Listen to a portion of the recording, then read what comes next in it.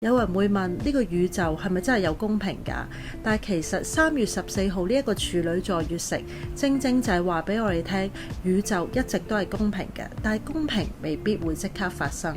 有時候我哋會覺得點解啲壞人好似過得好好，而啲好人就喺度受苦？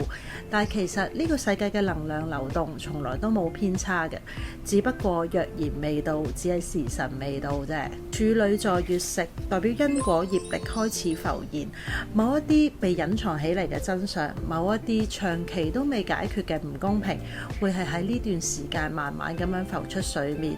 咁究竟喺呢個月食期間，我哋應該要做啲咩呢？首先第一點就係你要相信呢一個宇宙係公平嘅。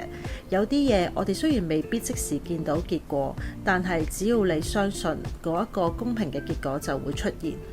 第二樣嘢就係唔好俾點解呢個世界咁唔公平㗎呢一個問題困住自己，因為呢個世界公唔公平其實只係睇你點睇嘅啫，有啲嘢只係時候未到。仲有第三點就係保持善良。